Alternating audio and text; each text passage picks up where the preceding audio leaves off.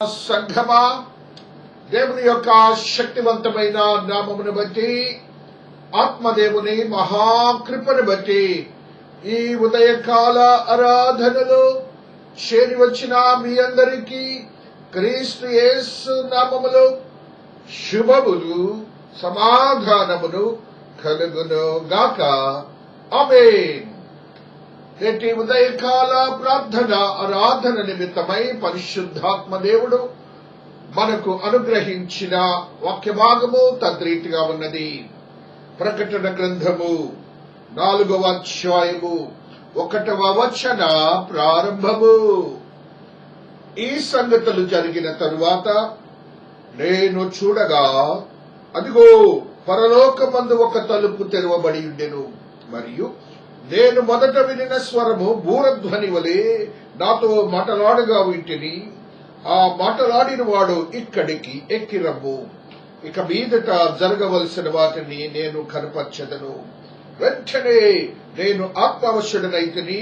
అదిగో పరలోకమందు ఒక సింహాసనము వేయబడి ఉండెను. సింహాసనం ఒకడు ఆసీనుడై ఉండెను. ఆసీనుడైన వాడు దృష్టికి సూర్యకాంత పద్మరాగములను పోలినవాడు. మరకతముల వలె ప్రకాశించు ఇంద్రధనుసు సింహాసనమును ఆవరించి ఉండెను. దేవుడు ఈ పరిశుద్ధ వాక్యమును దీవించి ఆశీర్వదించును గాక. ఆమేన్. క్రీస్తునందు ప్రియమైన సంఘమా, నేటి ఉదయకాల ప్రార్థన ఆరాధనలో కొన్ని సత్యాలను మనము నేర్చుకుందాం. పరిశుద్ధత, విశ్వాస్యత, నీతి, రక్షణ మన యొక్క జీవన క్రమంలో ఒక భాగమై ఉంటున్నది. మన ఆత్మీయతలో ఒక భాగమై ఉంటున్నది. తద్రీతిగా మన విశ్వాస్యతను మనము కాపాడుకొనుచు జీవించుతుండగా ఒక అద్భుతమైనటువంటి క్రియను ప్రతి ఒక్క విశ్వాసి రేపు చూడబోతున్నాడు. దేవునికి స్తోత్రాలు చెప్పుకుంటున్నాం. ఈ శరీరములలో మరణించినప్పుడు మనమందరము చూస్తాం, ఈ శరీరాన్ని తీసుకుని వెళ్లి ఒక సమాధి చేయబడుతుంది. కాపరి ఆ రీతిగా ప్రార్థన చేస్తాడు. ఆ రీతిగా సమాధికి, భూమికి అర్పించే స్థితిని మనం చూస్తాం. ఇది ఫిజికల్ గా మనకు కనపడే స్థితి. అయితే దీనికంటే వేరొక భావాన్ని మనం చూడగలుగుతాం. దీనికంటే వేరొక భావం ఉంటుంది. ఆత్మీయ భావముతో కూడిన జీవితము ప్రతి విశ్వాసకి రేపు జరగబోతుంది. దానిని ఏమంటున్నాడంటే పరిశుద్ధాత్మ దేవుడు, రాప్చర్, తీసుకొని పోవుట. ఈ ఆత్మలను తీసుకొని పోవుట. ఇది ఆత్మ అనే మాటతో మనం మాట్లాడుకుంటే, దేవుని దృష్టిలో దేవునికి ఆ ఆత్మ జడ్సన్ అని అనిపిస్తుంది. లేకపోతే మరి ఒక విశ్వాస పేరుని దేవుడు తీసుకుంటాడు. ఆ రీతిగా ఈ ఆత్మను దేవుడు తీసుకొని పోయే స్థితిలోనికి మనము మన ఆత్మీయతను బలపరచుకోవాలి. ర్యాప్చర్ చేయాలి. మన యొక్క శరీరం ఇలాగా మార్చబడాలి. ఇలాగ మార్చబడి ఇలాగ తీసుకొని పోవాలి. ఆ దానినే ర్యాప్చర్ అంటారు. తీసుకొని పోవుట అనే మాటని ఆనంద పారవశ్యత, అత్యానంద పారవశ్యత, ప్రభు సముఖములో ఉండుట. ఆ స్థితిలోనికి పరిశుద్ధాత్మ దేవుడు మనల్ని కొనిపోవటానికి ఆయన నిష్కలంకమైన రక్తమును యేసు క్రీస్తు ప్రభు ద్వారా ఈ లోకంలో జరిగినటువంటి శిలువ త్యాగం మనందరికీ తెలిసినది. మనం ఆ రీతిగా బలపరచబడి మన జీవన క్రమాన్ని చాటాలని ఈ దినాన పరిశుద్ధాత్మ దేవుడు తెలియజేసిన. చూడండి, ఒక భక్తునితో, యోహాను అనే భక్తునితో చెప్తూ, నీవు ఇక్కడికి ఎక్కిరమ్ము, నీవు ఇక్కడికి ఎక్కిరమ్ము. ఎలాగెళ్తాడు? మహాకాశములోనికి, పద్మాసు నుంచి వెళ్ళాలి. ఆ ఎక్కడికి ఎక్కిరమ్ము అనే పదములో మనల్ని దేవుడిలాగా తీసుకొని పోయే స్థితిని మనం చూస్తాం. అప్పుడు ఆయన అంటున్నాడు, చూడండి, వెంటనే నేను ఆత్మవశుడినై, అదిగో పరలోకమందు ఒక సింహాసనం వేయబడి ఉండెను. సింహాసనమందు ఒకడు ఆసీనుడై ఉండెను. ఆసీనుడైన వాడు దృష్టికి సూర్యకాంత పద్మ రాగములను పోలినవాడు. బరకతముల వలె ప్రకాశించు ఇంద్రధనుసు సింహాసనమును ఆవరించాడు. ఆయన యొక్క స్టేటస్ ని చూపిస్తున్నాడు. యేసయ్య ఎలాగుండబోతున్నాడు అక్కడ, యేసయ్య ఎలాగుండబోతున్నాడు, ఆ యేసయ్య యొక్క సృష్టి క్రమాన్ని, ఆయన ఉండే స్థితిని చెబుతున్నాడు. మొట్టమొదటిగా ఏం చెబుతున్నాడంటే, ఆయన చెప్తున్నటువంటి మాట, సింహాసనదు ఒకడు ఆసీనుడై ఉండెను. ఒక సింహాసనం ఉందట, ఆ సింహాసనం కూడా మెరయించున్నటువంటి మరకతముల వలె పద్మరాగములు పోలిన వాడు, ఆయనేమో పద్మరాగములు పోలిన వాడు. ఒక అద్భుతమైన ఆశ్చర్యకరమైనటువంటి దేవుని యొక్క దృశ్యాన్ని మనం చూడాలి. ఆయన సింహాసనాన్ని చూడాలి. అది ఒక స్పెషల్ ఈవెంట్ అన్నమాట. ఆ స్పెషల్ ఈవెంట్ లోనికి వెళ్ళటానికి మనము భద్రపరచబడాలి. ఇక్కడ చెప్తున్నాడు, ఆయన ఎలా కూర్చున్నాడు, ఆయన సింహాసనం ఎలాగున్నది, ఆయన ఎలాగున్నాడు అని భక్తుడు చూచి చెప్తున్నాడు. ఒక సాక్ష్యం, దేవుడు ఎలాగుంటాడో చెప్తున్నాడు. నీవు దేవుడిని చూడటానికి, దేవుడు నన్ను పరిశుద్ధతలోనికి, నీవు ర్యాప్చర్ లో వెళ్ళటానికి దేవుడు నిన్ను సిద్ధపరచుకుంటున్నాడని దేవాతి దేవుడు తెలియజేస్తున్నాడు. ఆ రీతిగా యోహాను భక్తుడు ఒక సత్యాన్ని మనకు తెలియజేస్తున్నాడు. యోహాను సువార్త 10వ అధ్యాయము 28వ వచనాన్ని మనం చదువుకుంటున్నప్పుడు ఆత్మదేవుడు ఈ రీతిగా మాట్లాడుతూ వస్తున్నారు. హల్లెలూయా, హల్లెలూయా. నేను వాటికి నిత్య జీవమునిచ్చుచున్నాను కనుక అవి ఎన్నటికీ నశింపవు, ఎవడును వాటిని నా చేతిలో నుండి అపహరింపడు.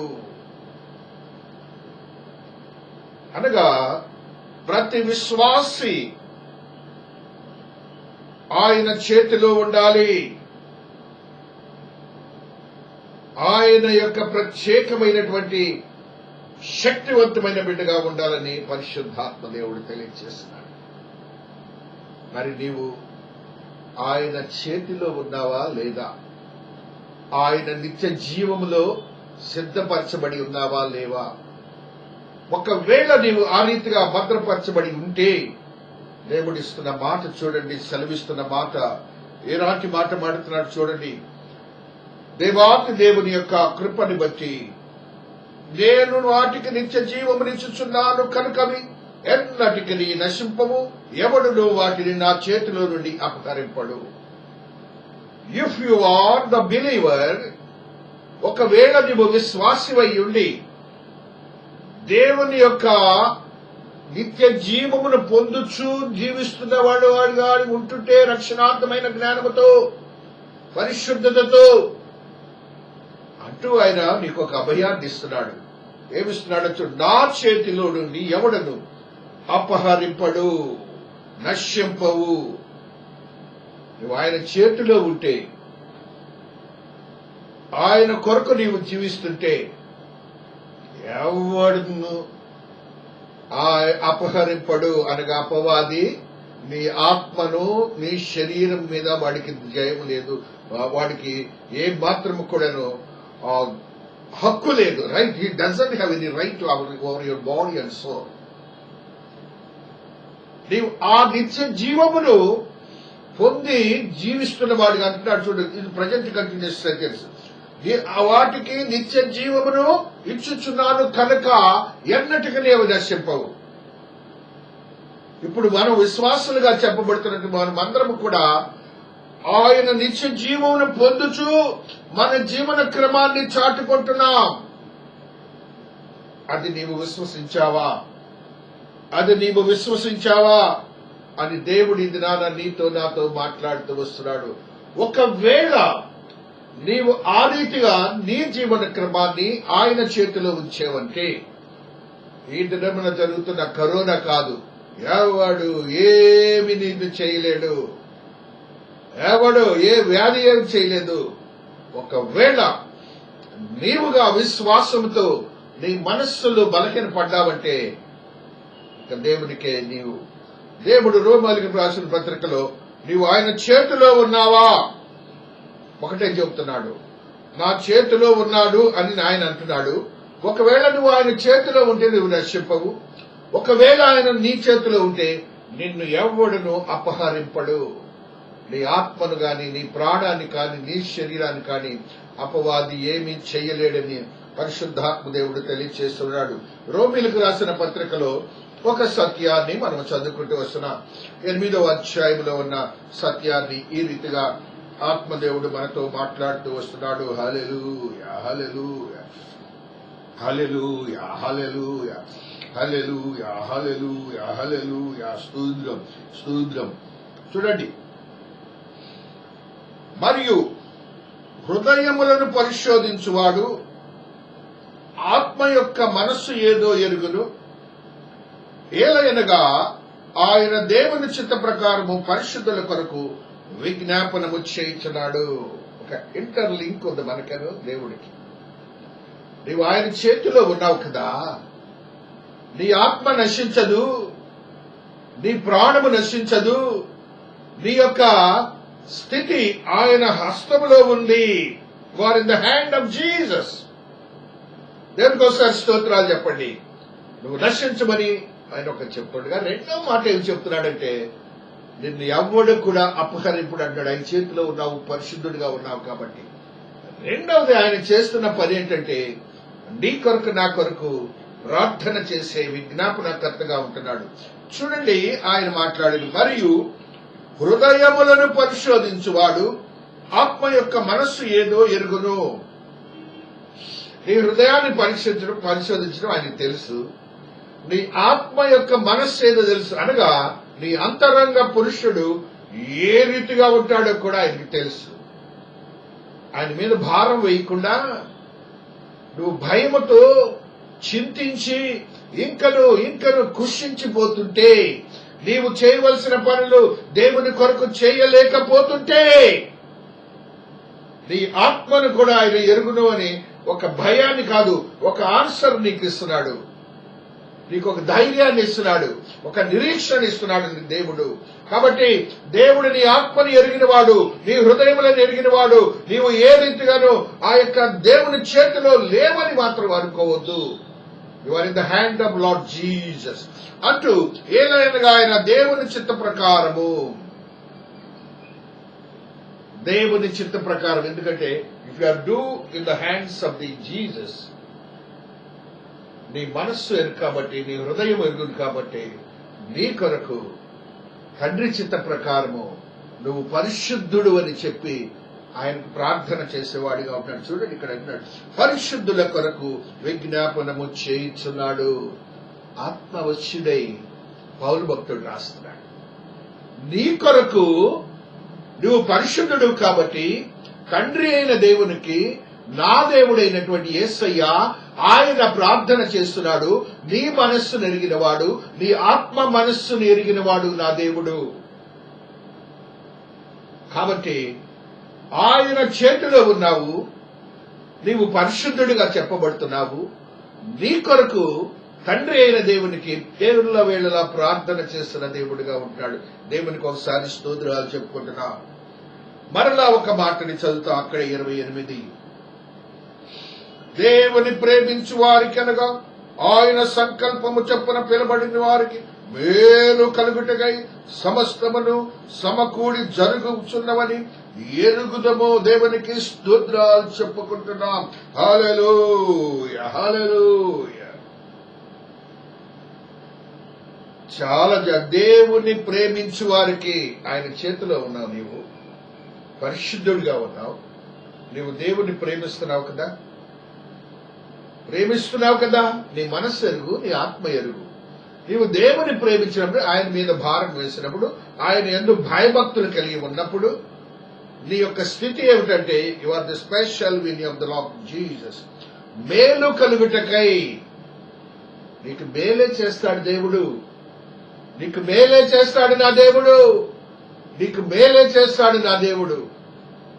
ఆ మేలు చేసే దేవుణ్ణి మీద ఆధారపడు. నీకు మేలు చేసే దేవుడి మీద ఆధారపడు. నీ మనస్సు ఆత్మ మనస్సు ఎరిగిన దేవుడి మీద ఆధారపడు. నీ చేతిని పట్టుకున్న దేవుడి మీద నీవు ఆధారపడు. లోకము వైపు చూడవద్దు. నీ కొరకు మేలు చేయటానికి ఆయన పరిశుద్ధులుగా ఎంచి ప్రార్థన చేసేవాడుగా ఉంటున్నాడు. కింద ఫుట్నోట్ల చూడు, మేలు కలుగుటకై సమస్తమును సమకూర్చి జరిగించుచున్నాడని. మేలు కలుగుటకై సమస్తమును జరిగించుచున్నాడని. ఏదైతే నీ చుట్టుపక్కల జరుగుతుందో అదంతా కూడాను, అది సమస్తం కూడా ఆయనే జరిగిస్తున్నాడు నీకు మేలు. ప్రతి విశ్వాసి గ్రహించాలి. ఆయన యొక్క భయభక్తులతో జీవించేవారు తద్రీతిగా తమ మనస్సులను సిద్ధపరచుకోవాలని పరిశుద్ధాత్మ దేవుడు తెలియచే 3 మాటలు దేవుడు ఇది మనకు తెలియచేశాడు. ఆ యొక్క ర్యాప్చర్ అనగా కొనిపోబడుట, తీసుకొని పోబడుట, ఆనంద పారవశ్యత, అత్యున్నతమైన ఆనందము. దేవునికి స్తోత్రాలు చెల్లించుకుంటున్నాం. ప్రభు సముఖములో ఉండుట. ఆ రీతిగా మన యొక్క శక్తివంతమైన స్థితి, ఆత్మలు తీసుకొని పోబడే వారిగా మనం బలపరచబడాలని పరిశుద్ధాత్మ దేవుడు తెలియజేస్తున్నాడు. 1 తెస్సలోనికలో మనం ఎల్ల వేళలా చదువుకునే మాటే 1 తెస్సలోనిక 4వ అధ్యాయము 17వ వచనాన్ని చదువుకుంటున్నప్పుడు హల్లెలూయా, ఆ మీదట సజీవులమై నిలిచియుండు మనము వారితో కూడా ఏకముగా ప్రభువును ఎదుర్కొనుటకు ఆకాశ మండలమునకు మేఘముల మీద కొనిపోబడుదుము. మేఘముల యందు కొనుక్కోబడుదుము. రాప్చర్, ఆ పరిశుద్ధతలు, దేవుని యొక్క హస్తములు నీవు ఉంచబడితే మేఘముల యందు అలాగా కొనిపోబడతామట. నీ ఆత్మ ఆ రీతిగా దేవునితో కొనిపోబడుతుంది. ఆ స్టేజ్లోకి మనం ఉండాలని పరిశుద్ధాత్మ దేవుడు తెలియజేసి ప్రకటనలో కూడా ఒక స్థితిని, రెవల్యూషన్ 12:5లో కూడా ఒక మాటను చదువుతా. హల్లెలూయా, హల్లెలూయా, హల్లెలూయా, స్తోత్రం, స్తోత్రం, స్తోత్రం, స్తోత్రం. సమస్త జనములను ఇనుపదండములతో ఏలనయ్యున్న ఒక మగ శిశువును ఆమె కనగా, ఆమె శిశువు దేవుని యొద్దకును ఆయన సింహాసనమునందుకు కొనిపోబడెను. కొనిపోబడుట. దేవుని దగ్గరికి వెళ్ళాలంటే ఈ లోకంలో ఉన్న ట్రాన్స్పోర్టేషన్ అన్ని కూడా ప్రక్కన పెట్టేసేయండి. నీవు నడిచే పని లేదు, టిక్కెట్లు కొనే పని లేదు, ఎక్కే పని లేదు, ఏమీ లేదు. నీ పరిశుద్ధతే దేవాతి దేవుడు ఇలాగ తీసుకొని వెళ్తాడు. న్యూటన్స్ లా ఆఫ్ థియరీ ఇక్కడ ఫెయిల్యూర్ అయిపోతుంది. దేవుడే ఆ రీతిగా తీసుకొని వెళ్తాడని మనం గ్రహించాలి. ఆ రీతిగా మన యొక్క ఆత్మీయతను బలపరుచుకొని సిద్ధపరచుకొని జీవించాలని పరిశుద్ధాత్మ దేవుడు తెలియజేస్తుండగా జాన్ లో ఒక సత్యాన్ని చదువుతాం. 11వ అధ్యాయము 12వ వచనాన్ని మనం చదువుకుంటున్నప్పుడు ఒక ఆత్మ సత్యాన్ని నీకు నాకు తెలియజేస్తున్నారు. శిష్యులు, ప్రభువా అతడు నిద్రించినడిలా బాగుపడినది. శిష్యులు, ప్రభువా అతడు నిద్రించినడిలా బాగుపడినది. సెన్స్ ఏంటంటే ఇక్కడ దేవుడు అన్నాడు వాళ్ళని మరణించాడనే భావం నుంచి నిద్రించారనే భావాన్ని చెప్పాడు. ఆ నిద్రించుట అనే మాటని మీరు గమనించాలి. మనం నిద్రపోతున్నటువంటి పరిస్థితిని ప్రక్కన పెట్టేసేయండి. ఆత్మతో కూడిన స్థితి, పరిశుద్ధతతో కూడిన స్థితి, మన యొక్క ఆత్మలు దేవుని కొరకు సిద్ధపరిచే స్థితిని దేవుడు తెలియజేస్తున్నాడు. వాళ్ళే అంటున్నారు బాగుపడును అని తెలియకుండానే మాట్లాడుతున్నారు. కాబట్టి మనం అట్టి ఆత్మీయతలో బలపరుచుకుని దేవుని సన్నిధికి వెళ్లి విశ్వాసులుగా ఉండాలని ఆత్మదేవుడు ఈ మాటలను ఈ దినాన్ని మనకు తెలియజేస్తున్నాడు. జూడ్లో ఒక సత్యాన్ని చదువుతాం. జూడ్ యూదాలో 23వ వచనంలో ఒక సత్యాన్ని చూస్తాం. హల్లెలూయా. అగ్నిలో నుండి లాగినట్టు కొందరిని రక్షించుడి. శరీర సంబంధమైన అపవిత్ర ప్రవర్తనకు ఏమాత్రము నొప్పుకొనగా దానిని అసహించుకొనచ్చు భయముతో కొందరిని కరుణించుడి. ఇక్కడ కూడా ఎలాగైతే నువ్వు ర్యాప్చర్ గా ఎలా కొనిపోబడతావో ఆ స్థితిలో ఎవరైతే సందేహపడు వారి మీద కనికరము చూపుడి అగ్నిలో నుండి లాగినట్టు కొందరిని రక్షించుడి. మన పని ఏంటంటే కొందరిని రక్షించాలి. మనం ఒక్కడే కాదు, రేపొద్దున అక్కడికి వెళ్ళటానికి, పారవశ్యాన్ని పొందటానికి నీవు కొందరిని రక్షించాలి. సందేహపడు వారిని కరుణించమని కనికరము చూపమంటున్నాడు. సందేహపడుతుంటారు కదా, దేవుడు సమస్యలు, ఇబ్బందులు, మరణము, జబ్బు, నా కుటుంబం అంత పోద్ది, నేను పోతాను, ఇలాంటి భయముతో ఉండే వారి మీద కనికరము చూపి వారి కోసం ప్రార్థన చేయాలి. ఆ ముందు వచనం కూడా చదువుకుంటాం. హల్లెలూయా హల్లెలూయా. మిమ్మును మీరు కట్టుకొనుచు పరిశుద్ధాత్మలో ప్రార్థన చేయుచు నిత్య జీవార్థమైన మన ప్రభువు యేసుక్రీస్తు కనికరము కొరకు కనిపెట్టుచు దేవుని ప్రేమలో నిలుచున్నట్లు కాచుకొనియుండుడి. పరిశుద్ధాత్మలో ప్రార్థన చేయుచు నిత్య జీవార్థమైన మన ప్రభువు దేవుని యేసుక్రీస్తు కనికరము కొరకు కనిపెట్టుచు. అది ఆయన నువ్వు ఇక్కడ ఎవరినైతే కనికరిస్తావో రేపు నీకు ఆ కనికరం అనే భావంతో నీవు ఇట్లా ర్యాప్చర్లోకి వెళ్తావు. కాబట్టి క్రీస్తునందు ప్రియమైనటువంటి వారులారా, మన ఆత్మీయతను తద్రీతిగా బలపరుచుకుని మన జీవితాలను గడపాలని పరిశుద్ధాత్మ దేవుడు తెలియజేస్తూ ఉన్నారు. రోమీయులకు రాసిన పత్రిక 6వ అధ్యాయము 22వ వచనంలో ఒక సత్యాన్ని చదువుకుంటూ వస్తున్నాం. హల్లెలూయా. స్తోత్రం స్తోత్రం స్తోత్రం. అయినను ఇప్పుడు పాపము నుండి విమోచింపబడి దేవునికి దాసులైనందున పరిశుద్ధత కలుగటయే మీకు ఫలము, దాని అంతము నిత్య జీవము. ప్రతి ఒక్కరము గమనించాలి ఈ పాపం అనే వర్డ్ని. ప్రతి ఒక్కరము పాపము నుండి విమోచింపబడ్డాం, దేవునికి దాసులమయ్యాం. అందువలన పాపము నుంచి విమోచించగానే దేవునికి దాసులుగా అయిపోయాం. అందువలన కంజెక్టివ్ వర్డ్, బికాస్, కాబట్టి అంటున్నాడు. పరిశుద్ధత కలుగుటయే మీకు ఫలము. పరిశుద్ధత అంటారు దానిని నిత్య జీవం అంటారు. పాపం ఇక లేదు మనకి. ఈ లోకరీతిగా శరీరం సంబంధమైన ఆలోచనలే లేవు మనకి. ఆ రీతిగా మనం జీవించాలి. దేవుడు మహాకృపను బట్టి మన ఆత్మీయతను బలపరుచుకొని దేవునితో నివసించాలని పరిశుద్ధాత్మ దేవుడు తెలియజేస్తున్నాడు. 2 కొరింథీ 5:17 ఒక సత్యాన్ని చదువుకుంటూ వస్తున్నాం. 2 కొరింథీ 5:17. కాగా ఎవడైనను క్రీస్తునందున్న యెడల వాడు నూతన సృష్టి, పాతవి గతించెను, ఇదిగో క్రొత్తవాయను, సమస్తమును దేవుని వలనైనవి. ఆయన మనలను క్రీస్తు ద్వారా తనతో సమాధానపరచుకొని ఆ సమాధాన పరచు పరిచర్యను మాకు అనుగ్రహించినదేమనగా, దేవుడు వారి అపరాధములను వారి మీద మోపక క్రీస్తునందు లోకమును తనతో సమాధానపరచుకు ఆ సమాధాన వాక్యమును మాకు అప్పగించెను. దేవుడు వారి అపరాధములను వారి మీద మోపక, ఇక మన మీద అపరాధములు ఏ విధమైన స్థితిని మోపేవారు లేరు. ఆ రీతిగా మన ఆత్మీయతను బలపరుచుకొని మన యొక్క ఆత్మీయతలో మనం జీవిద్దాం. దేవుని కొరకు ఎదురు చూద్దాం. అనుభవాన్ని పొందటానికి మన మనస్సుల్ని సిద్ధపరచుకుందాం. మనకు తెలుసు పరిశుద్ధ గ్రంథములు హనోకు, జీసస్, పాల్ వీళ్ళందరూ కూడాను దేవుని సింహాసనం ఎదుట అనగా ఇల్లు చూసి వచ్చిన వారు ఉన్నారు.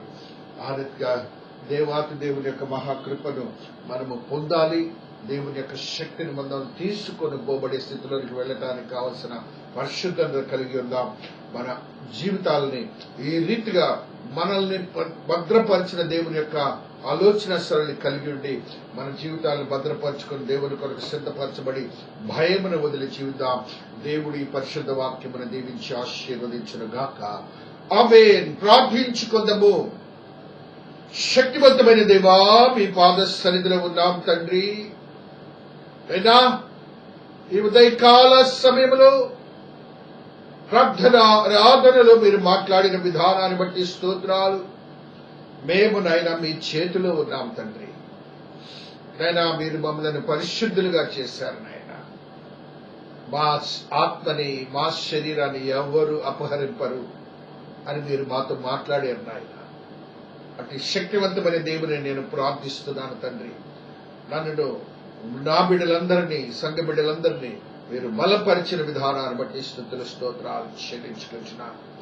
నేను వాక్యము ద్వారా మాకు నైనా మీరు ఇచ్చినటువంటి ఆనంద పారవశ్యము తీసుకొని పోబడుట, ఆత్మవశ్యులమై మేము వెళ్ళుట, దేవాతి దేవుడి సన్నిధిలో పరిశుద్ధాత్మతో కూడినటువంటి ఆయన ప్రార్థన మీరు చేస్తున్నారు మా నిమిత్తము అని మేము గ్రహించి మా జీవితాలు గడిపే వారిగా ఉండాలని ఆయన మీరు తెలియజేసిన విధానానికి కృతజ్ఞతలు చెల్లించుకుంటున్నాను. అయినా ప్రతి కుటుంబాన్ని ప్రతి బిడ్డను మీ పాద సన్నిధిలో పెడుతున్నాను తండ్రి. ఆశీర్వదించండి నాయన, ఆశీర్వదించండి నాయన, బలపరచండి నాయన. నైనా బిడ్డలకు నేను మీరు ఆశీర్కరమైన దినములను అనుగ్రహించండి నాయన. అయినా తల్లిదండ్రులకును బిడ్డలకును, బిడ్డలకును తల్లిదండ్రులకును నైనా శాంతిని సమాధానాన్ని దాయించేయను. భార్యకును భర్తకును శాంతిని దాయించేయను. కృపలో భద్రపరచడినైనా కుటుంబంలో ఉన్న ప్రతి బలహీన పరిస్థితుల నుంచి విడుదల చేయండి నాయన. కృపా సత్య సంపూర్ణైన దేవుని బహున్నతమైన కార్యములు జరిగించండి స్వామి. మహాదేవా, గొప్ప దేవా, శక్తివంతమైన దేవుని మహాకృప నా బిడ్డలతో సిద్ధీకరింపబడను గాక. కృపా సత్య సంపూర్ణైన దేవుని మహోన్నతమైన కార్యములు నా బిడ్డల కుటుంబంలో జరిగించబడను గాక. ఏ బలహీన పరిస్థితులు, జటిలమైన సమస్యలు, చీకటి అంధకార సమస్యలు ఉన్నాయో వాటిని నేను మీరు తొలగించి నైనా మీ ఆత్మతో నింపబడిన ప్రతి పరిస్థితి సిద్ధపరిచి స్థిరపరిచి క్రమపరచబడను గాక. నైనా మీరు గొప్ప దేవుడు నాయన. యవనస్తులకు మీరు ఇచ్చిన జ్ఞానమును బట్టి, చదువును బట్టి, ఉద్యోగమును బట్టి, నైనా వివాహమును బట్టి, గర్భఫలమును బట్టి, అపవాదిని తరిమి వేసిన విధానాన్ని బట్టి కృతజ్ఞతాభివందనములు చెల్లించుకుంటున్నాను. మహాదేవుని మహాకృప నా బిడ్డలతో సిద్ధీకరింపబడిన గాక. ఎదురు చూస్తున్నారు నాయన అనేక సంవత్సరాలుగా. గర్భఫలముల కొరకు నాయన మీరు ఇవ్వండి నాయన, మీరు ఇస్తారు నాయన. మీరు ఇచ్చినందుకు స్తోత్రాలు. వారికి చదువుకు తగిన ఉద్యోగం అనుగ్రహించినందుకు స్తోత్రాలు. అయినా మీరు గొప్ప దేవుడు నాయన. విశ్వాసులైనటువంటి బిడ్డలను నా బిడ్డలకు దాయిచ్చేయని వివాహం జరిగించండి నాయన. వృద్ధులైన వారు ఉన్నారు తండ్రి, భర్తను భార్యను కోల్పోయిన వారు ఆదరణ దాయిచ్చేయండి, ప్రార్థనా శక్తిని దాయిచ్చేయండి. వారి బిడ్డలనైనా అనేక ప్రాంతాల్లో జీవిస్తున్నారు. అమెరికా దేశం, ఇంగ్లాండ్ దేశము, ఆస్ట్రేలియా దేశం, mascot, Kuwait, African countries, Asian countries, American countries, European countries లో ఉన్నారు నాయన. ఆశీర్వదించండి, ఆదరణ దాయిచ్చేయండి. మీ కృపలో భద్రపరచండి, ఆత్మశక్తితో నింపండి నాయన. కృప సత్య సంపూర్ణమైన దేవుని మహోన్నతమైన కార్యములు జరిగించుకుంటున్నందుకు స్తుతులు స్తోత్రాలు చెల్లించుకుంటున్నాను. మహాదేవుని మహాకృప నా బిడ్డలతో సిద్ధీకరింపబడిన గాక. క్షేమకరమైన సమాచారములు అనుగ్రహించబడిన గాక. చిన్న బిడ్డలకు ఎదుగుదల జ్ఞానం వివేకము దాయిచ్చేయండి నాయన. అదే రీతిగా సంఘంలో ఉన్న ప్రతి బిడ్డను చిన్న బిడ్డలుగా వృద్ధుల వరకు ఆశీర్వదకరంగా మార్చుకున్నందుకు స్తోత్రాలు.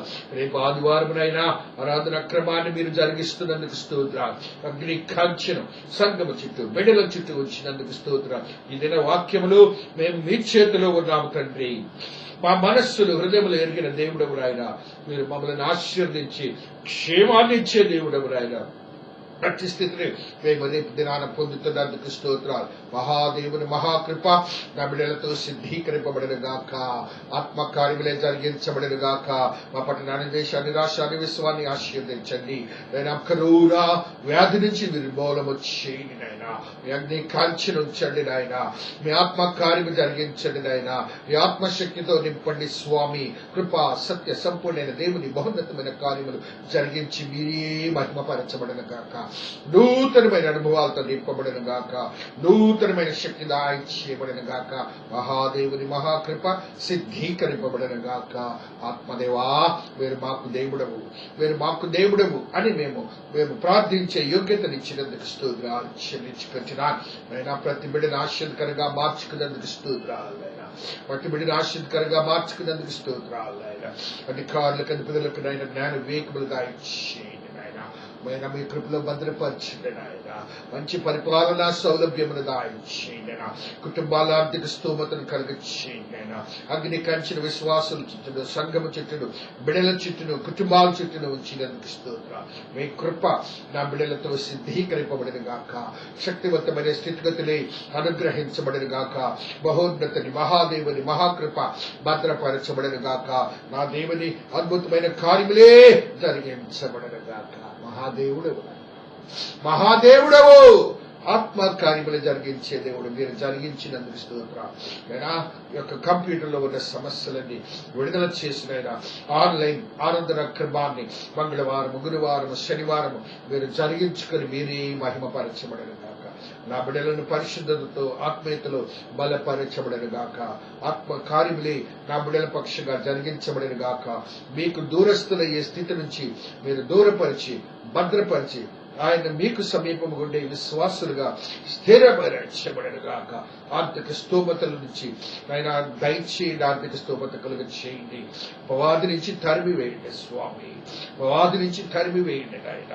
మీరు ఇచ్చినటువంటి ఆరోగ్యాలను బట్టి కృతజ్ఞతలు క్షమించుకుంటూ ప్రభుని తన కుమారుడైన యేసు నామమున బ్రతిమలాడి వేడుకొనొచ్చిన తండ్రి, ఆమేన్. పరలోకమందున్న మా తండ్రి, నీ నామం పరిశుద్ధపరచబడను గాక. నీ రాజ్యము వచ్చుగాక. నీ చిత్తము పరలోకమందు నెరవేర్చినట్లు భూమి యందు నెరవేరును గాక. మా అనుదినాహారం మాకు దయచేయండి. వాడు అపరాధము చేసిన వారిని మేము క్షమించిన ప్రకారం అపరాధములను క్షమించము. శోధన నుండి కీడు నుండి రక్షించము. రాజ్యము, శక్తి, మహిమ నిరంతరము నీవై ఉన్నావు తండ్రి, ఆమేన్.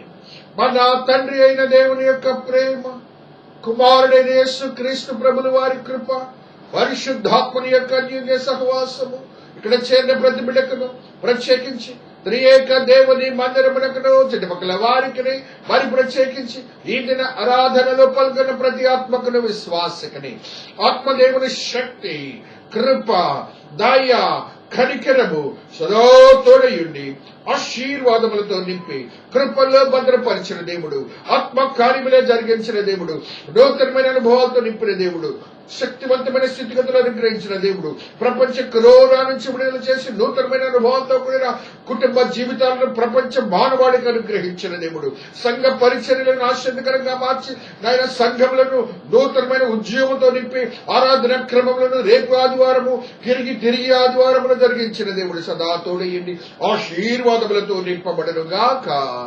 ఆమేన్, ఆమేన్. హల్లెలూయా, hallelujah. Prabhu స్తోత్రం. Wish you all the best. God bless you all. God bless you all. The day will be a blessed day for you. Thank you. God bless you.